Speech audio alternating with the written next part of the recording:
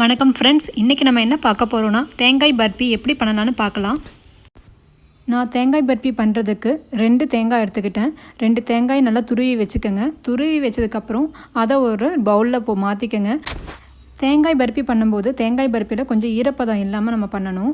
அப்போ தான் கொஞ்சம் நாளைக்கு ஸ்டோர் பண்ண முடியும். இப்போ நம்ம துருவின தேங்காயில் கொஞ்சம் ஈரப்பதம் இருக்கும். அதுக்காக நம்ம என்ன பண்ணுறோன்னா, ஒரு கடாயில் கொஞ்சமாக நெய் விட்டுட்டு அதில் நம்ம துருவின தேங்காயை அதில் போட்டு நல்லா ஃப்ரை பண்ணிடுங்க. ஓரளவுக்கு நல்லா பிரட்டி விட்டுட்டிங்கன்னா கொஞ்சம் நல்லா ஒன்றோட ஒன்று ஒட்டாத மாதிரி அந்த தேங்காய் துருவல் இருக்கும்.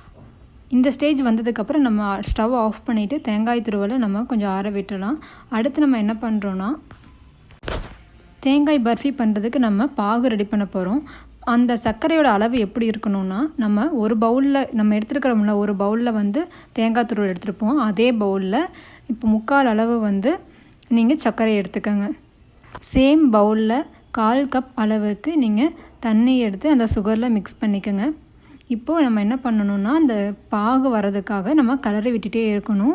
நம்ம அடுப்பை ஓரளவுக்கு மீடியமில் வச்சுட்டு நம்ம அந்த சர்க்கரையை கலக்கி விட்டுட்டே இருக்கணுங்க.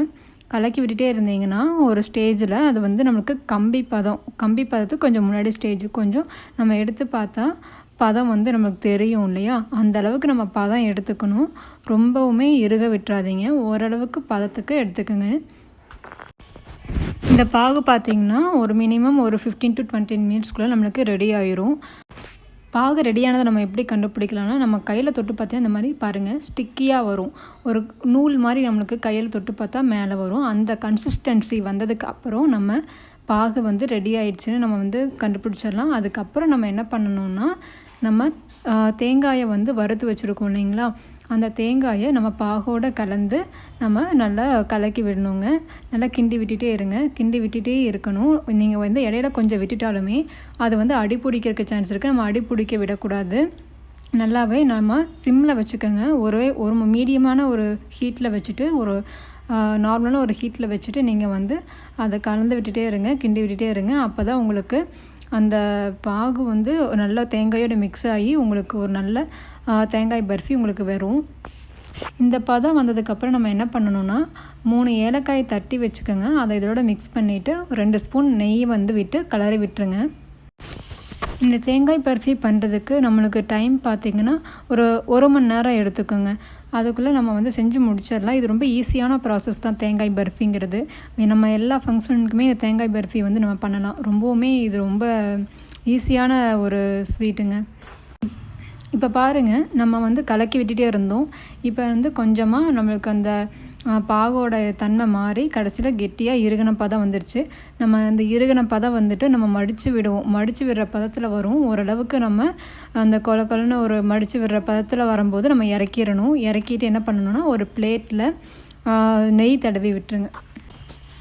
பிளேட்டில் நெய் தடவினதுக்கப்புறம் நம்ம ரெடி பண்ணி வச்சுருந்த தேங்காய் பர்ஃபி மிக்ஸடை நம்ம இதை பரப்பி விட்டுக்கலாம். இந்த தட்டில் நல்லா பரப்பி விடணும். நம்மளுக்கு எந்த அளவுக்கு தேங்காய் பர்ஃபியோட திக்னஸ் வேணுமோ அந்த அளவுக்கு நம்ம கொஞ்சம் நல்லா பரப்பி விட்டுட்டு கொஞ்சம் நல்லா சேப் பண்ணிடுங்க. சேப் பண்ணால் தான் நம்ம அந்த பீஸ் போட்டு எடுக்கிறதுக்கு கொஞ்சம் நம்மளுக்கு கரெக்டாக இருக்கும். இது பார்த்திங்கன்னா மினிமம் ஒரு 1 கிலோ ஸ்வீட் 1.5 கிலோ ஸ்வீட் நம்மளுக்கு இது கிடைக்கும். இது ரொம்பவுமே ஒரு ஈஸியான ஒரு ஸ்வீட்டுங்க. இந்த மாதிரி நல்லா நம்ம சேவ் பண்ணிக்கோங்க. நான் ஒரு சின்ன ஒரு நைஃப் வச்சு சேவ் பண்ணிகிட்ருக்கேன். பர்ஃபியை நல்லா சேவ் பண்ணதுக்கப்புறம் நம்ம என்ன பண்ணணும், ஒரு 1 மணி நேரம் விட்டுறணுங்க. 1 மணி நேரம் அதை கொஞ்சம் நல்லா ஆறி செட் ஆகும். செட் ஆனதுக்கப்புறம் நம்ம அதை பீஸ் போட்டு நம்ம எடுத்து ஸ்டோர் பண்ணி வச்சுக்கலாம். சாரி ஃப்ரெண்ட்ஸ், நான் ஸ்டார்டிங்லேயே வீடியோ எடுக்க மறந்துட்டேன். நான் கட் பண்ணதை ஸ்டார்டிங்கில் வீடியோ எடுக்கல. நீங்கள் என்ன பண்ணுறீங்கன்னா, நம்ம சொன்ன மாதிரி 1 மணி நேரம் ஆனதுக்கப்புறம் இந்த பர்ஃபியை நம்ம ஸ்ட்ரைட்டாக கட் பண்ணிக்கோங்க. ஸ்ட்ரைட்டாக கட் பண்ணிவிட்டு அதுக்கு குறுக்கால் கட் பண்ணிங்கன்னா உங்களுக்கு பீஸ் கரெக்டாக வரும். அவ்வளோதாங்க. இப்போ நம்ம சுவையான தேங்காய் பர்ஃபியை ரெடி பண்ணிட்டோம். இதுக்கப்புறம் நம்ம அதை ஸ்டோர் பண்ணிக்கலாம். இப்போ பாருங்கள், கட் பண்ண பீஸை நான் ஒரு டப்பாவில் ஸ்டோர் பண்ணுறேன். கட் பண்ணி அதில் எடுத்து வச்சுட்டு ஸ்டோர் பண்ணிக்கலாம் ஃப்ரெண்ட்ஸ். இந்த வீடியோ பார்க்குற எல்லோரும் கண்டிப்பாக மறக்காமல் இந்த ஸ்வீட்டை உங்கள் வீட்டில் ட்ரை பண்ணி பார்த்துட்டு எனக்கு கமெண்ட் செக்ஷனில் கமெண்ட் பண்ணுங்கள் ஃப்ரெண்ட்ஸ்.